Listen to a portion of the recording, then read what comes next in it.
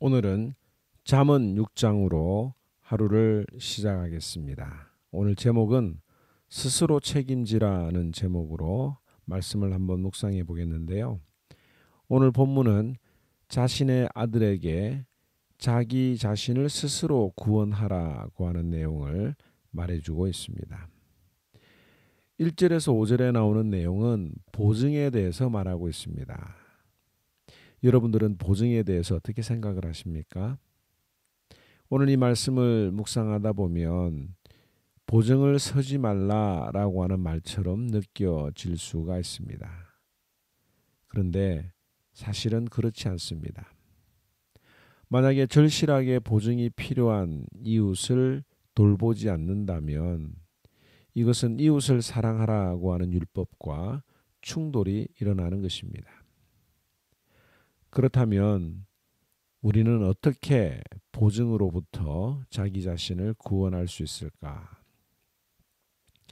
이 본문에서는 잘못과 실수가 발생했을 때 그 잘못을 빨리 인정하라고 가르치고 있습니다.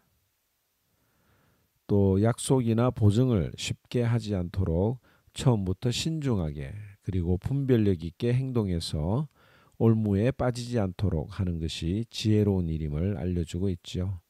그리고 혹 그런 일에 빠지게 되면 책임을 지라고 말하고 있습니다.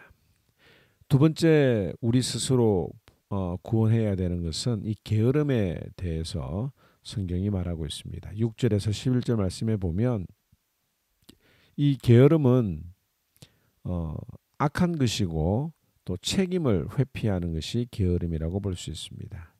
잠언 기자는 개미에게 가서 배우라고 말합니다. 왜 그렇습니까? 이 곤충인 개미도 미래를 위해서 열심히 일하고 준비를 하고 있죠.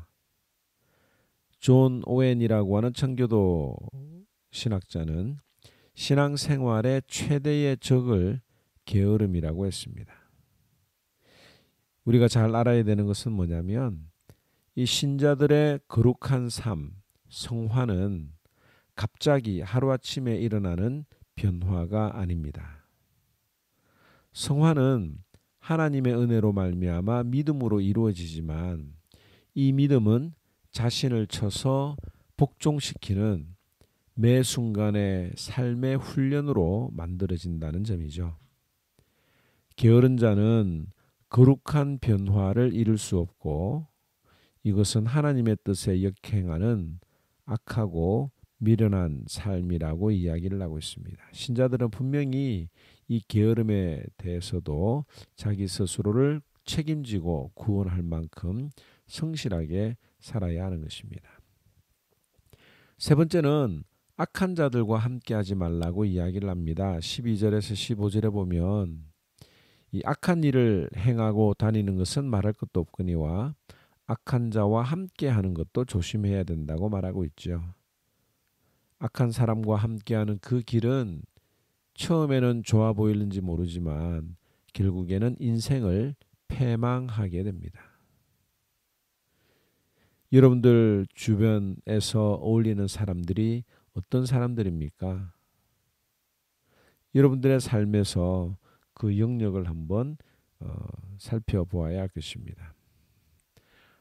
또 이 본문의 16절에서 19절에 보면 여호와께서 미워하시는 6가지의 목록을 제시하고 있습니다.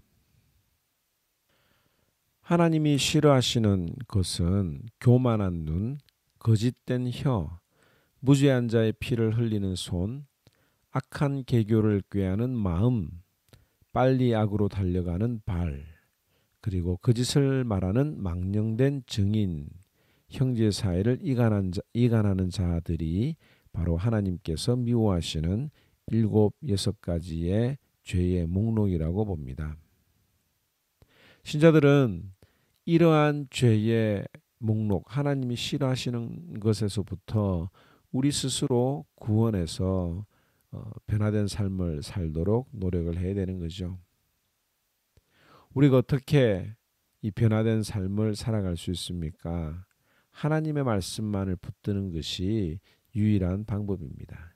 20절에서 23절에 보면 내 아들아 내 아비의 명령을 지키며 내 어미의 법을 떠나지 말고 그것을 항상 내 마음에 새기며 내 목에 매라. 그것이 내가 다닐 때에 너를 인도하며 내가 잘 때에 너를 보호하며 내가 깰 때에 너와 더불어 말할 것이다 라고 말하고 있죠. 나를 지켜주는 것은 나의 의지와 결심이 아닙니다. 하나님의 말씀만이 내 삶을 변화시킬 수 있고 여러 어려움들로부터 나를 보호해 줄 수 있다는 것이죠.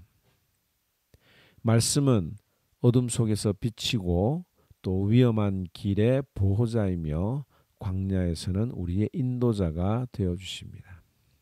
이것이 바로 생명의 길입니다. 자녀에게 모든 것을 다 주어도 하나님의 말씀을 가슴에 심어주지 못하면 그것은 재난이라고 말할 수 있습니다.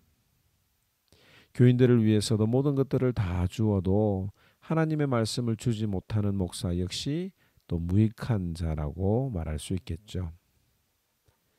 그리고 마지막으로 이 음녀의 유혹을 피할 것에 대해서 그 음녀의 유혹에서부터 자기 스스로 구원하라고 이야기를 하고 있습니다.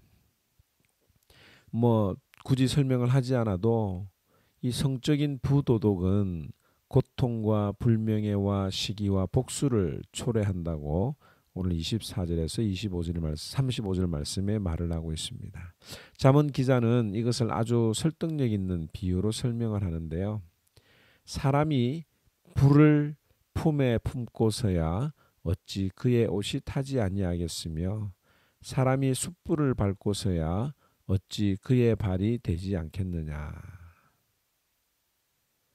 바로 이 하나님을 향한 지혜는 우리로 하여금 그 결과에 초점을 맞추게 하는 앞으로 어떤 일이 이루어질 것인지에 대해서 알아가는 그러한 통찰력을 우리에게 줍니다.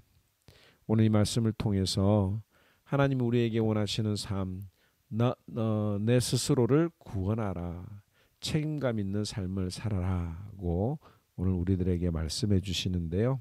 오늘 이 말씀 묵상하시면서 기억하시면서 내가 오늘 하루를 또 책임지고 성실하게 살아가야 될 일들이 무엇인지 고민하고 생각하는 저와 여러분들이 되기를 바랍니다. 제6장 내 아들아, 내가 만일 이웃을 위하여 담보하며 타인을 위하여 보증하였으면 내 입의 말로 내가 얽혔으며 내 입의 말로 인하여 잡히게 되었느니라. 내 아들아, 내가 내 이웃의 손에 빠졌은즉 이같이 하라. 너는 곧 가서 겸손히 내 이웃에게 간구하여 스스로 구원하되 내 눈을 잠들게 하지 말며 눈꺼 불을 감기게 하지 말고 노루가 사냥꾼의 손에서 벗어나는 것 같이 새가 그물 치는 자의 손에서 벗어나는 것 같이 스스로 구원하라. 게으른 자여, 개미에게 가서 그가 하는 것을 보고 지혜를 얻으라.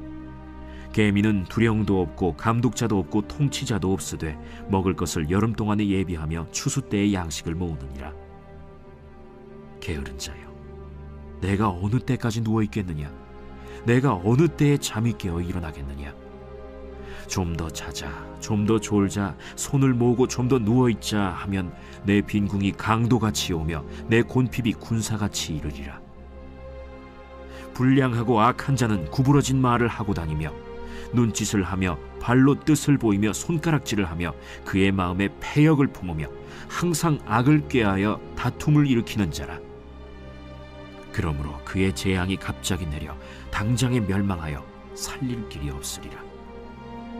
여호와께서 미워하시는 것, 곧 그의 마음에 싫어하시는 것이 67가지니 곧 교만한 눈과 거짓된 혀와 무죄한 자의 피를 흘리는 손과 악한 계교를 꾀하는 마음과 빨리 악으로 달려가는 발과 거짓을 말하는 망령된 증인과 및 형제 사이를 이간하는 자이니라. 내 아들아, 내 아비의 명령을 지키며 내 어미의 법을 떠나지 말고 그것을 항상 내 마음에 새기며 내 목에 매라. 그것이 내가 다닐 때에 너를 인도하며 내가 잘 때에 너를 보호하며 내가 깰 때에 너와 더불어 말하리니 대저 명령은 등불이요 법은 빛이요 훈계의 책망은 곧 생명의 길이라. 이것이 너를 지켜 악한 여인에게 이방 여인의 혀로 후리는 말에 빠지지 않게 하리라. 내 마음에 그의 아름다움을 탐하지 말며 그 눈꺼풀에 홀리지 말라. 음료로 말미암아 사람이 한 조각 떡만 남게 됨이며 음란한 여인은 귀한 생명을 사냥함이니라. 사람이 불을 품에 품고서야 어찌 그의 옷이 타지 아니하겠으며 사람이 숯불을 밟고서야 어찌 그의 발이 되지 아니하겠느냐. 남의 아내와 통관하는 자도 이와 같을 것이라. 그를 만지는 자마다 벌을 면하지 못하리라. 도둑이 만일 줄일 때 배를 채우려고 도둑질하면 사람이 그를 멸시하지는 아니하려니와 들키면 7배를 갚아야 하리니 심지어 자기 집에 있는 것을 다 내주게 되리라. 여인과 간음하는 자는 무지한 자라. 이것을 행하는 자는 자기의 영혼을 망하게 하며 상함과 능욕을 받고 부끄러움을 씻을 수 없게 되나니 남편이 투기로 분노하여 원수 갚는 날에 용서하지 아니하고 어떤 보상도 받지 아니하며 많은 선물을 줄지라도 듣지 아니하리라.